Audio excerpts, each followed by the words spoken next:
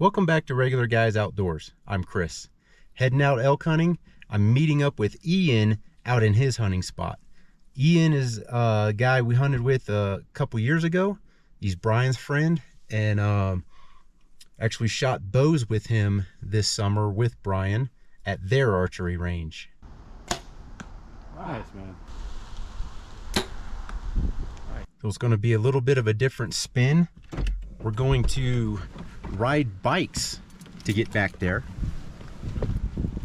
So I got my bike attached here, and I think I might be seriously underpacked for what we're about to get into. I got to go over that.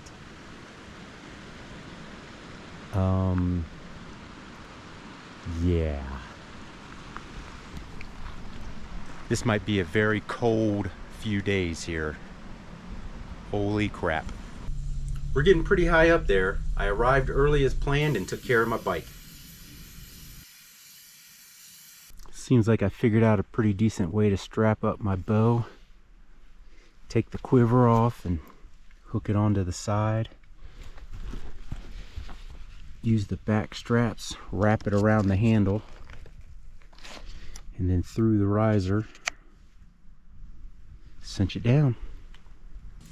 Not long after, Ian and Jim arrived. Jim is Ian's friend from New York. We have, yeah, you got tracking poles, good. Yeah. Then it's time to ride in.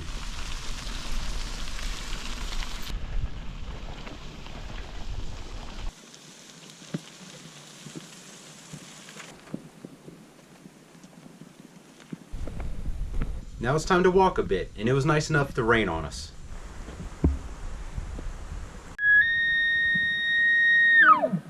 Doing a little calling along the way, see if we can get anything to go. In the very last stretch, it got steep. But once we're up here, the view was magnificent.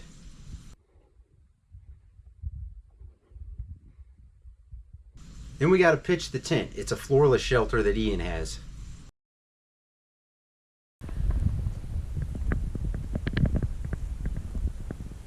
We had 90 minutes or so of legal light, so we're going to head out, try to glass, do a little calling. See if we can't get something worked up for the morning.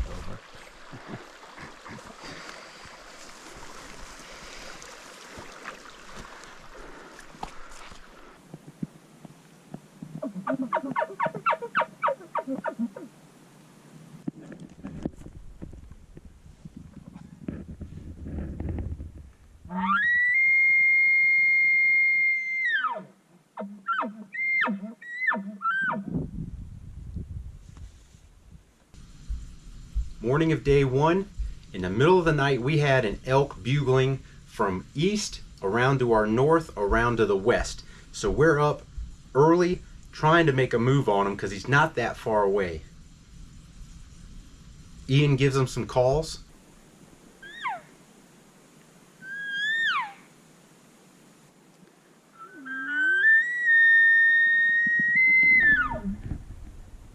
He answers us, but it's more like a grunt than a bugle.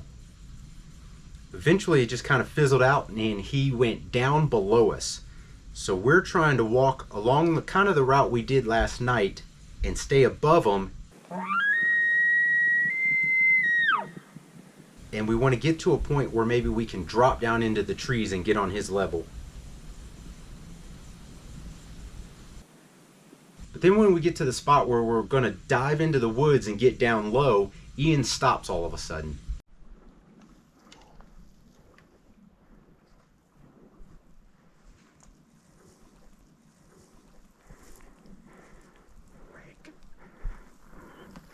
There's nothing around us to rake on, and we can't move left or right without exposing ourselves.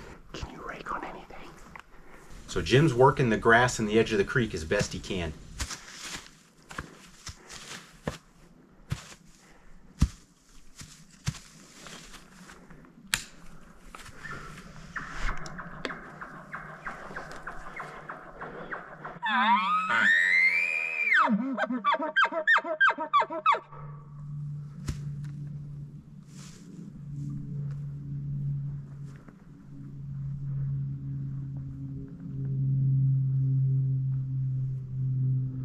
He's coming to the left.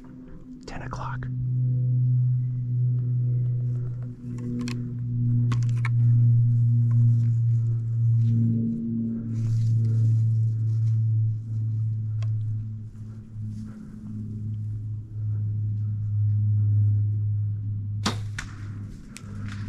Holy smokes, Ian.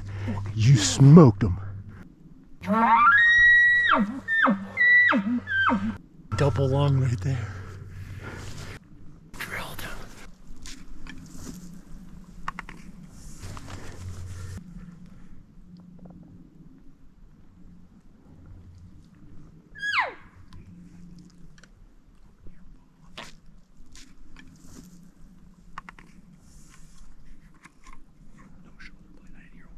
No, it went through. It went through. Right up to the flinches, out the other side. Dude, that was a nice pull. That's a real nice pull. Wow. That happened quick.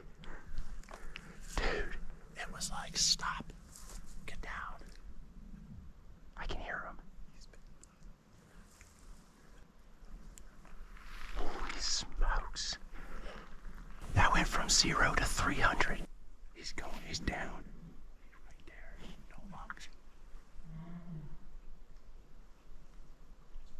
If that was a bear, you'd call that the bear death mode. Dude, you're Yeah, I saw that arrow go thwack. Right, I saw right where it went. Dude, he's only 20 yards, 22 yards. What'd you shoot? Yeah, he's right there. Wow. Wow. he's a beauty too. Oh my gosh, he's a good looking bull. Dude, he's down right there. He's like 75 yards.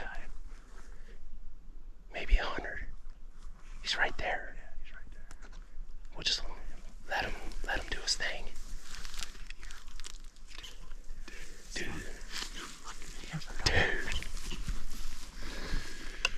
Dude, taking a shot is one thing. Taking a shot clutch like that's totally different. Totally different. I'll be honest. So we've been just kind of having some snacks, hanging out. Coffee. Filling up my Camelback. IV style. It's been a good while, so now we're gonna go in. See if we can't maybe pick up a blood trail. But he's only right in here, we're really sure. But we're just gonna kind of do the due diligence of get on the trail he was on, look for some blood, go in slow. Ian's got an arrow knocked up just in case. Just in case. But he was standing right here. This is the rock you see in the other part of the video, and Ian was right up here.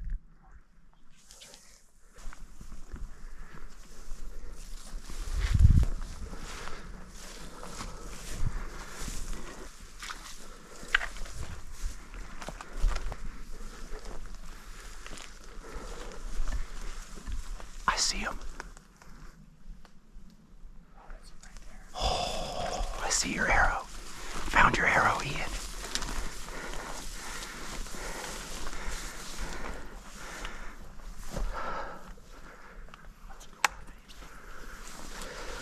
Thank you guys. Knew it, man. Dude, he only went 60 yards.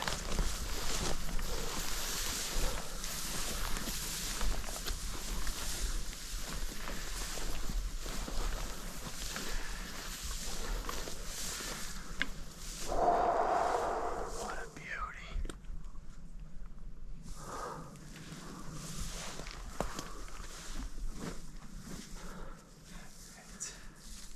Dude, he knocked over a little tree.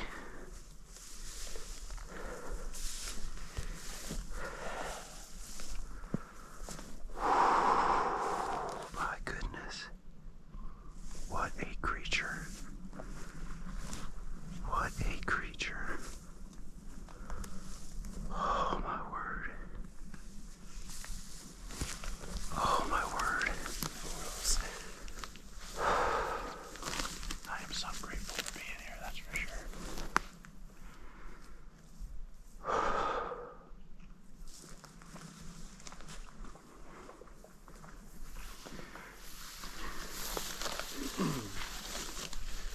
talk normal now.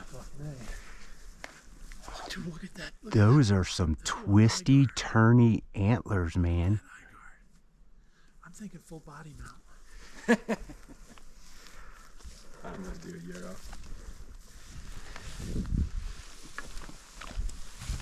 Dude. He is a 6x. Oh, is he? Yeah. Oh, that's fun. He's got a little blunt pedicle thing. Look at those antlers, man. Dude, I've never seen They're my curling and swing going in around like that. all kinds of different You've directions. got so much work to do. Yeah, Ian, great shot. Nice bull. I'll see you later. Yeah. Oh, Oh, the other I bull. told you I'd use short arrows. That's from that shoulder blade going back and Yeah, it right off. so we'll have to be careful. It's probably sticking out the other side. There'll be a broadhead in there somewhere. Oh yeah. And then it was picture time.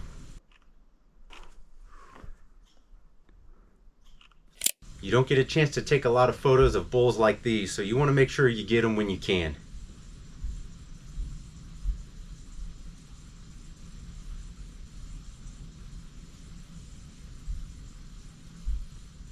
Congrats to Ian on a beautiful bull. But then it was time to get to work. Start taking care of this bull.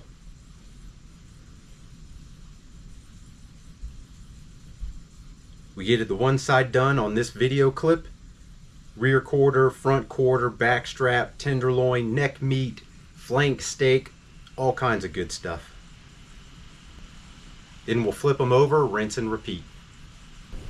All right, so we got the 4 quarters out here, and we've got a bag here that is absolutely packed full of back straps, neck meat, flank steaks. Got this bad boy packaged up, so we've gonna get ourselves pulled together and start making trips out.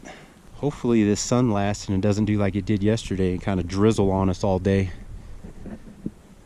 Of course, I guess it don't matter a whole lot now. The sun felt good for about 20 seconds. Then it went from nice to hot. My pack with a hind quarter, Jim's pack with a front shoulder, and Ian's pack with a hind quarter and his bow.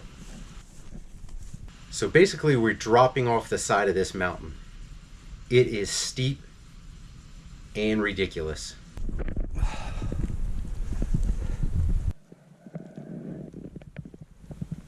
We've got about 400 to 500 feet of nasty elevation to drop before it gets a little calmer.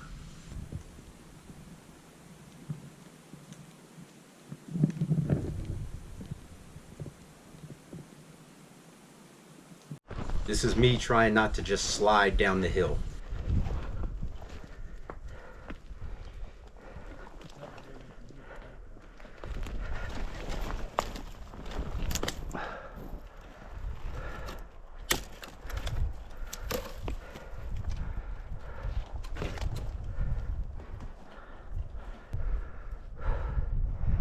Holy shoot. Are we about to get cliffed out? You don't know who this guy is. Nothing. We just told you how much we love you.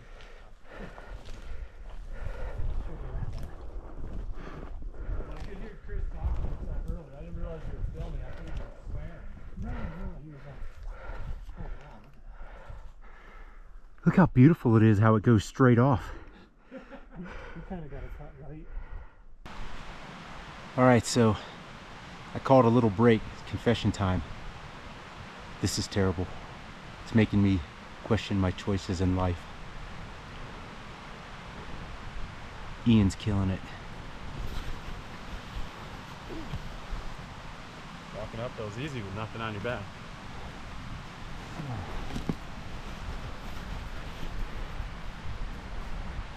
Couldn't film much coming off the steep spot because it was just so treacherous.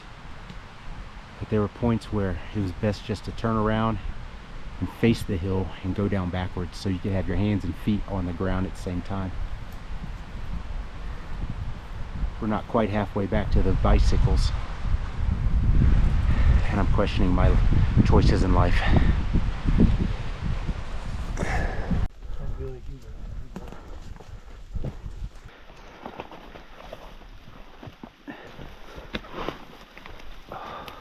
Eventually we got to the bikes, loaded them up with the meat.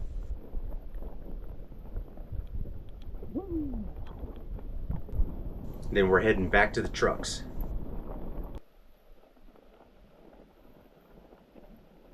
First load done. All right, so Ian and I hiked back up to camp this evening after that big first load down to the trucks.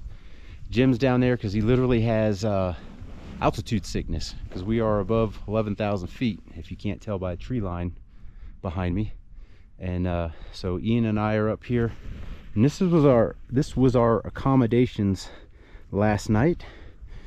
Not too bad if it wasn't for the wind, but Jim was over here, I was monkey in the middle, and Ian was over here. Unfortunately the wind was coming from this way, so Ian had the wind blasting him all night, which worked out for me, but not for him. We'll do a night here and then we'll go pack this up and get another trip out of here. All packed up, nothing left behind. Head over to the meat site. Yep. So we're walking over to the meat site, camp on our back. I'm loading up a front shoulder, and Ian's got the scrap meat bag, which is really heavy, and the head. You ready to rock and roll, or you? Yeah, Okay. I'm ready. I'm not trying. Then we're off. We took a little different route, so instead of 400 or 500 feet of really nasty steep, we've only got about 200 of nasty steep. But it was treacherous nonetheless.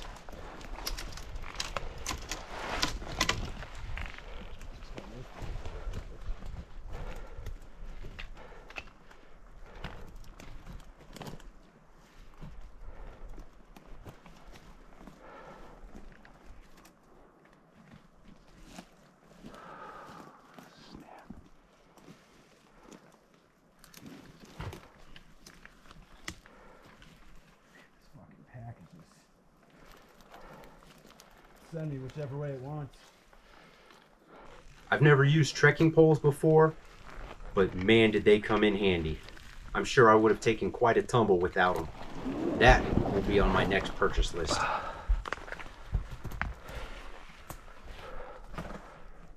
I know it just looks like I'm just doing a whole bunch of hiking here, but this is the part I don't think people show enough of.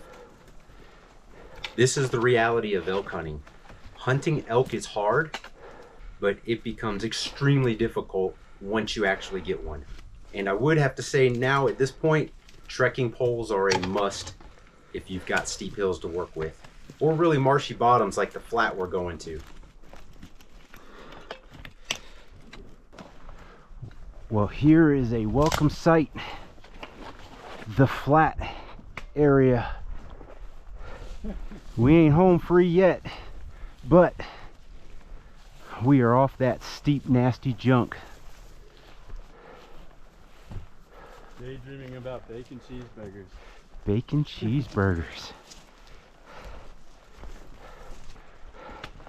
Glad to see you, Jim. If for no other reason, then that means we're at the bikes.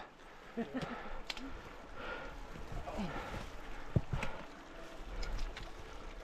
don't know. Hold on a minute.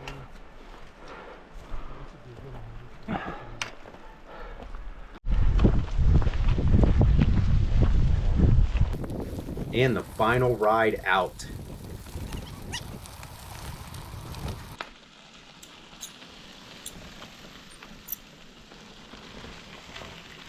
Congrats to Ian on an awesome bull, and I'm still questioning my choices in life. Hope you liked this video. If you did, give us that thumbs up, hit the subscribe button down there, and as always, thanks for watching.